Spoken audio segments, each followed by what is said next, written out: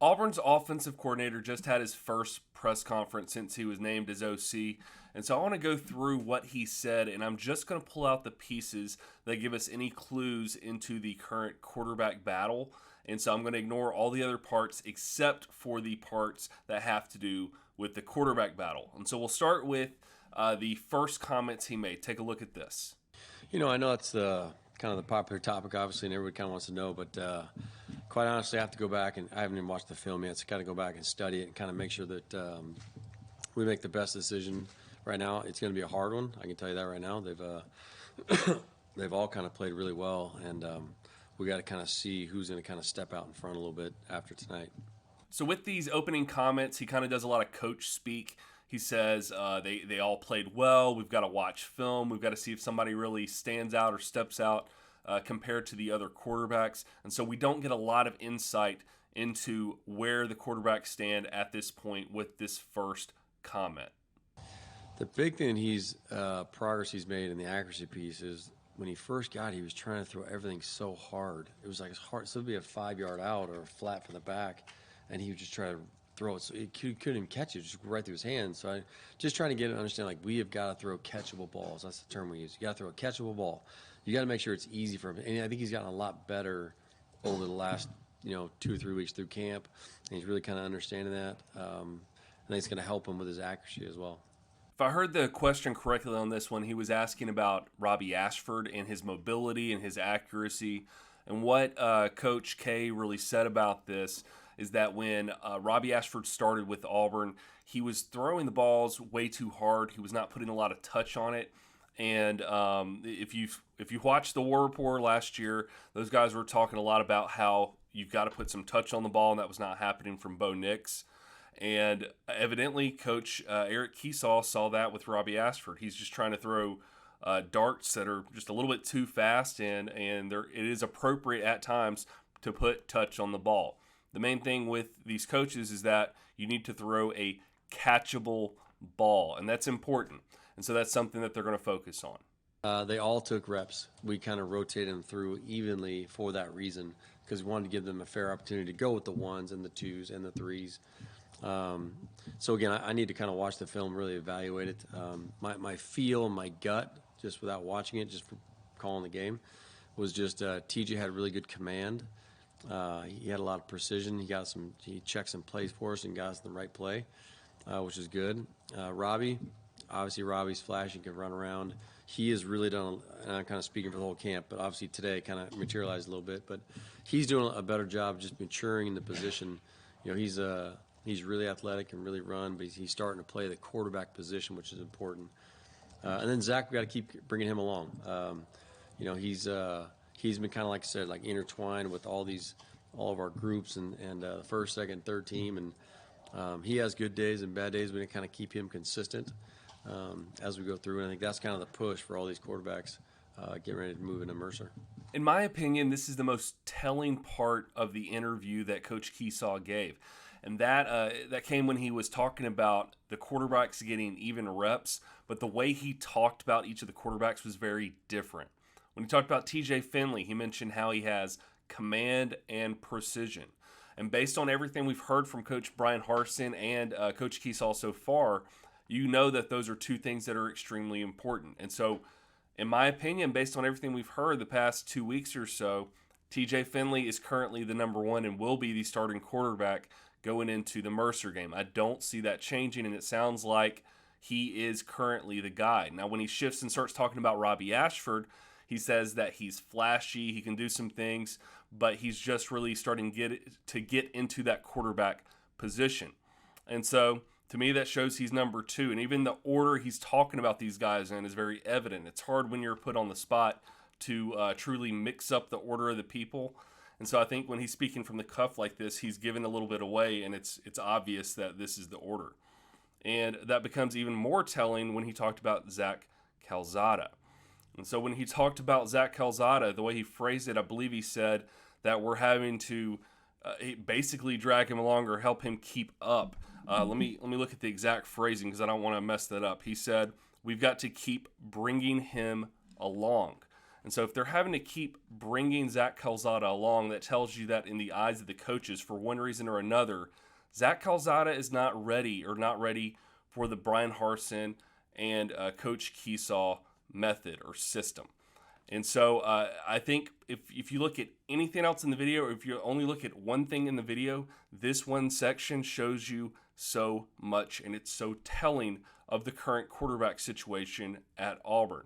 So right now, based on that, it looks to me like TJ Finley 1, Robbie Ashford 2, Zach Calzada 3. I think it's been really good. I really do. Like I said, he's kind of tabbed as the older player because he was in the system last year. So he just has a different command. He has a different confidence about him when he's in that huddle or if he's at the line of scrimmage running the play. So I'm excited about TJ. TJ has a lot of ability, and he's a smart football player. Football is important to him. I think you'll kind of see that on Saturdays. Okay, with that clip, you hear Coach K talking about TJ Finley, and he has, once again, confidence, command. He can really get out there and manage the game, and that is something that the coaches are certainly looking for in this quarterback position. He responded great initially. He didn't really bat an eye, kind of kept in stride and kept going. The funny thing was when we started practicing, and then we put another quarterback with the first team, that got him. That was like because it hit home. Like, ooh, I'm not taking these reps. I'm not with the ones. This guy's going to get a chance. So I think what that did, though, so he was a little upset first. We had to kind of talk him through it a little bit. Once he got through that and he understood it's all about competition, getting the best guy on the field, it's going to make all of us better, he embraced it. It was a lot better. The initial shock at first, but then he got better through it. I think that may be the first glimpse we've had into the true mind of TJ Finley when these transfers were brought in as quarterback. At first, I believe he thought he was going to be the starter no matter what. He was fine when these guys came in, but where it really hit him is when they started getting first-team reps. My guess is when Calzada or possibly Robbie got first-team reps, it kind of hit TJ, and he thought, oh, man, they actually have a chance at this, and it shook him up. But it sounds like it shook him up in a good way, and it kind of snapped him into the mode of, I've got to work for this. I've got to work hard. It's not just going to be given to me. And honestly, that's what you want in a quarterback, is you want somebody who's not just expecting the position to be given to them. They want to know that they've earned it and they've worked for that. That's the guy you want in that kind of position. And based on what Coach is saying, it sounds like TJ is that guy. Robbie, same thing. Same thing with Robbie. Robbie would go, he'd run with it with Blues one day. Next day we put him with the Orange, our second group, and he'd go in the tank. I'm like, Robbie, you can't go in the. What happens in a game if you make a mistake in the second quarter? Are you done for the rest of the game? So just teaching him through that mental aspect of the game, kind of through this quarterback competition, has been good really for all of them. The way I read into that clip is that they did see some immaturity issues with Robbie Ashford. If he messed up, he was being real hard on himself, and he spoke to him and said, you know, if you mess up in a game, are you basically going to be done? And so just helping coach him through that. And that's just some maturity stuff you have to work on and that every player is going to have to work on at one point or another. So it's good to hear that, and good to hear that he is improving and working upon that maturity aspect. He's doing good. You know, it's just he's just really young. You know, he needs some time to develop and get better, which he will. Excuse me. And it's just right now the present is more just on these other three guys right now, the transfers, and not say Holden didn't do it or didn't get a chance. It just as kind of camp went on, you kind of saw the older guys kind of mature a little bit, and he just needs more time to mature and really kind of learn the system and have that college command. As far as Holden Geriner goes, it does sound like they gave him a chance. But same with what we mentioned with Robbie Ashford and TJ Finley at one point. Didn't hear the same thing for Zach Calzada yet. But that maturity piece came into play. So he is a newer quarterback, fresh out of high school.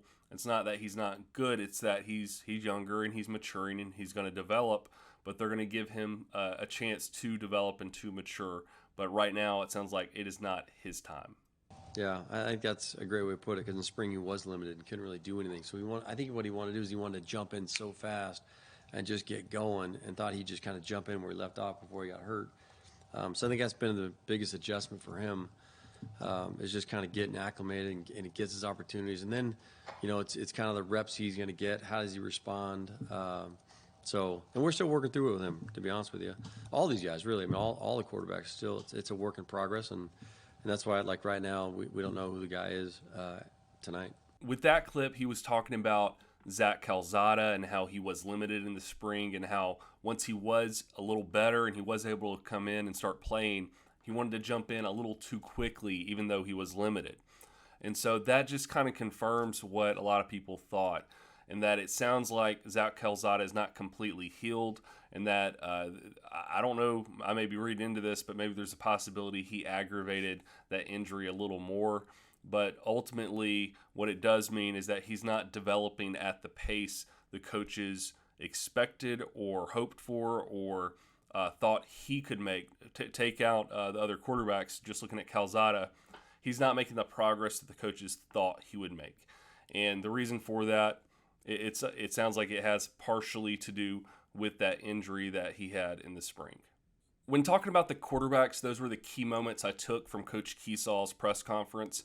There were a couple of other moments I clipped, but for the most part, I was just looking at what did he say about the quarterbacks that would give us any indication as to what the current situation was, the current standing was with that quarterback rotation. And from everything I saw and just kind of dissecting his comments, it is very evident with that one comment I highlighted, or that one part when he was talking. It's evident that TJ Finley is currently the starting quarterback. Robbie Ashford's number 2, and Zach Calzada is number 3. And I feel pretty confident as of today with saying that. I think that's where a lot of other people are leaning as well. TJ Finley being in the system last year, I think that helped him out. But on top of that, it does sound like he's put in the work to improve. And so we'll have to see how that translates on the field. There's still time, but I think going into Mercer, TJ Finley's the guy.